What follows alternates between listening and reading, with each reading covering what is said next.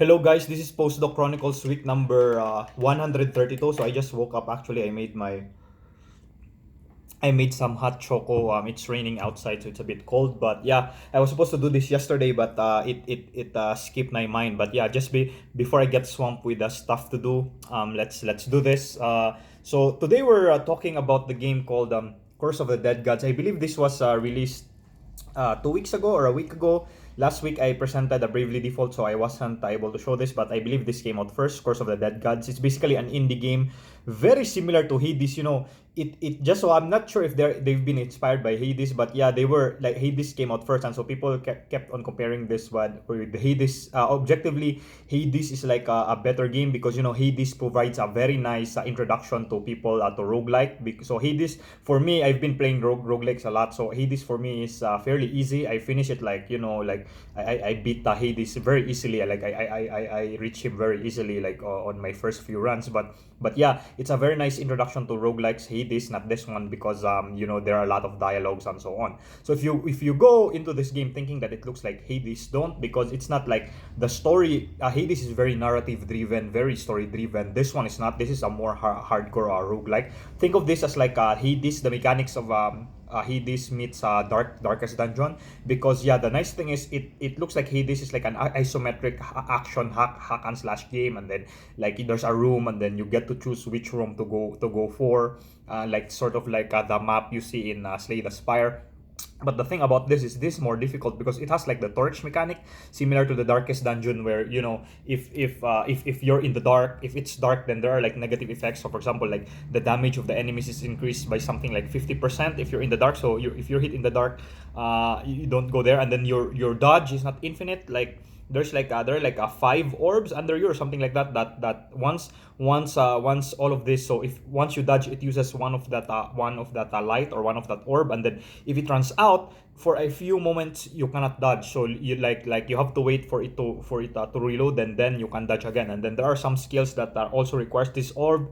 So it's a nice balance between using your dodge, using your skills, and so on. So it's a way more difficult game, but than Hades. And again, it's more rooted into the hardcore roguelike. Like the story is a bit vague, which is the case with most of the roguelikes, unlike Hades, where they really shove the story into your face, which is also a good thing, of course, one of the great things about it. But yeah, but if you're like more if you're craving for a more action heavy, slightly more difficult take on the Hades mechanic, then check out Curse of the Dead Gods. Like I said, it's like Hades meets Darkest Dungeon. The arc style reminds me of Darkest Dungeon a lot, especially the dark mechanic. But yeah, also I forgot to mention, Deepak actually gave me a hard copy of his book, which is very good. So again, this book is Experimental Particle Physics: Understanding the Measurements and Searches at the Large Hadron Collider. So it's a very nice experimental physics book. I read this because I'm actually one of the guys who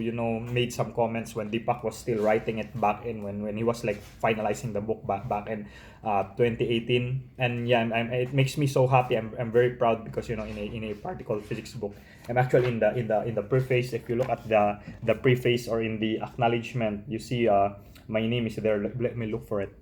Okay. So my name is actually there because I'm one of the guys who read this book. So which very nice. And yeah, I always come back to this book every now and then because there are a lot of useful stuffs here. Because some terminologies like what does this term mean again? Like I check out a book, Deepak's book. What does what does pile up mean again? Like what's the specific definition of pile up? What's the definition specific? What's exclusive versus inclusive again, and all these things. So I always go back to Deepak's book. I've had the digital copy, of course, but I always wanted a hard copy. I actually asked Deepak because I wanted actually to buy and also I only saw it in Amazon, but the shipping is very expensive usually in Amazon, and then it takes a while because of COVID and stuff. So I asked Deepak, is there a place where we can buy a hard copy of the book within South Africa? But then Deepak offered me, no, it's fine, I'll give you a physical copy. And the nice thing, that the best thing about that route is Deepak even gave a dedication, like some sort of autograph, and in here he says that hope your group thrives in Atlas, because I'll be heading I'll basically be the team leader of the Atlas group within NIP. But yeah, very cool. It's an autograph book from Deepak, my postdoc supervisor himself. So it's very nice. Yeah. And anyway, yeah, before we dive into the actual postdoc, I've been shortlisted as the NAST, National Academy of Science and Technology. I think that's the one in the Philippines. Every year they have these different awards, and then you have to be nominated by by an institution or a university. I was nominated by NIP for the NAST talent search for young scientists or something like that, and then I applied last year. I believe it was November. I was nominated by NIP, and then I had to I had to fill out some forms, having been nominated by the institute, and then I was shortlisted. I'm among the five, and then what we'll be doing is next week, March 23, we will be preparing a presentation. So one of the requirements is you have to have a published paper. So the paper that I submitted to them is the stealth supersymmetry paper that we have, and then the other shortlisted in the five, I believe, are their research about rice from the IRRI, the Rice Institute in the Philippines. There's one about there's a math one, yeah. I'm not sure, but yeah, I'm looking forward to presenting. I already have the slides, for like I'm just gonna recycle the slides when I presented the stealth sushi result back in Venda when I had that presentation. I'll do exactly that. Will be given 15 minutes. There'll be like a trophy if you get like the first place or something. I don't know how it works, but yeah, being shortlisted on the five is already, I think it's already good for me. And the fact that they still categorize us as young. So apparently because the requirement is you have to be before the age of 35, like during the year of your nomination. And I just turned 33 last week. My birthday was March 8th, so apparently that's still young in their book. So yeah, wish me luck, because the presentation is March 23. So I'll just update the slides that I have. In fact, they have like an orientation this Friday. Yeah, they will, or I don't know why they need to orient us, but yeah, there will be an orientation and all these things. So hopefully, yeah, hopefully I get the because there's like a cash reward. That's what I'm after. So being in the five, that's already good, but man, the cash reward. But yeah, so postdoc.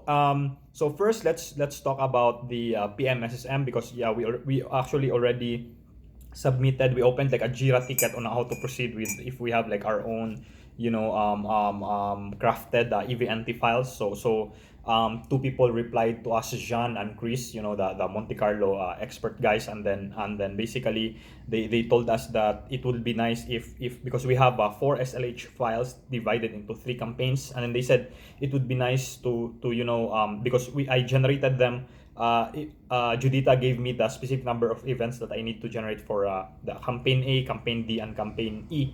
But then they are not like they are multiples of 10,000, but they are like merged into one EVNT file. And then they said that do it such that one batch is 10k, another batch is 10k, and then you reach the total that you want. So I'm gonna regenerate it. So Judita told me that we can make it such that instead of being divided into 3 campaigns, so we can now just divide it into, for example, if we need like 50k events or 100,000 events, so we just divide it into 10 sets of EVNT files, 10,000 events each within the the folder of the particular SLHA model. So I'm gonna do that right now. I'm gonna regenerate at least the first few the first few ones with a smaller number of events. The other one's gonna be a hassle. It's gonna be like 390,000 events. So I'm gonna need to do like 39 separate batches, 39 batches of a generation, each comprised of different sub-processes that I need to merge. So I'm thinking maybe I'm gonna make a script so that I don't have to do it repeatedly, 39 times. But we'll see if it's easy. If I'll try to do it once, and then if it's straightforward, then maybe I'll not write a script for it. But yeah, that's for that PMSSM. I mentioned the shift in the plot, the R21 versus R19, and then Deepak mentioned in the last group meeting that there was this guy named Francesco who was having a problem with his event generation because he had the same problem as us. His R21 is also shifted below, but then in his case he was like losing events because he had some weights that are very tiny, and then yeah, and his plot, the thing with his is that all his plots is R21 is consistently lower, while in ours there are some plots where the match is very nice, the agreement is very nice, but only in MC Susi there are like plots in MC Susi where R21 is shifted down. So that is weird, because if it's like if it's like missing some events, it should, I believe, that's what I think, it should affect all the other plots as well. But in here it's only affecting the MC Susi plots. So we tried the fix, but then the fix is like you add a line called the fix event wait if bridge is true or something like that. But the thing is, yeah, Judith and I expected that it wouldn't help us, because that solution is for those guys. They were using a mud spin. We weren't using any mud spin, but we tried it anyway, and indeed we tried it when I tried applying the solution on our side. It didn't solve the problem at all. But yeah, Judita said we just include that line, that fix, just in case, if ever we encounter a problem similar to them, then the fix is already there. But yeah, it didn't help us at all. But then Judita is also trying to look at the plots, because I did it using Rivet. Judita is trying to look at it using simple analysis. So I'm still yet to look at the plots. She had some plots she sent me, and I believe, yes, she's also seeing the same shift downwards, and then she's trying to play with the weights. And then I'm also trying to do that. I'm gonna try to do that, because currently I just put in the multiplier in the cross section.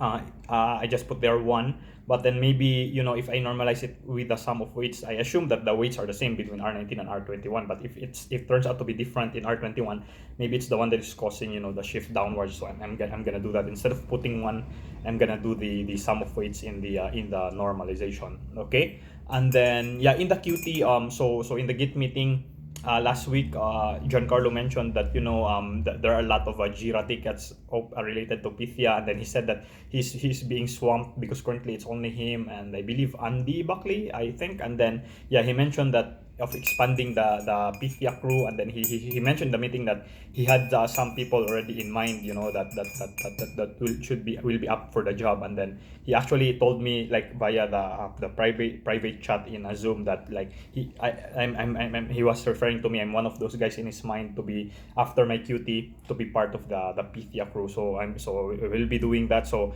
hopefully after I finish my QT, so Ewelina and Louis actually already gave me these guys are like the conveners. They're the ones that organize or make the schedule of the weekly meetings of the Git, the general infrastructure and tools.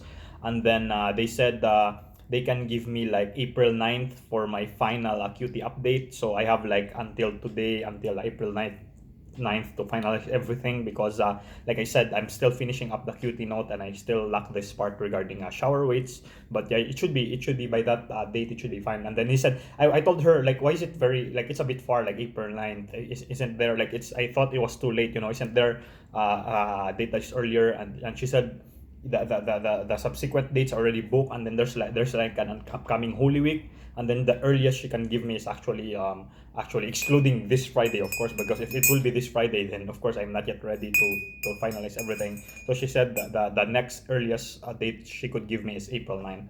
So that will be the next goal. So yeah, so moving forward, so right now I'm gonna do the QT, and also of course I'm gonna how do you call this?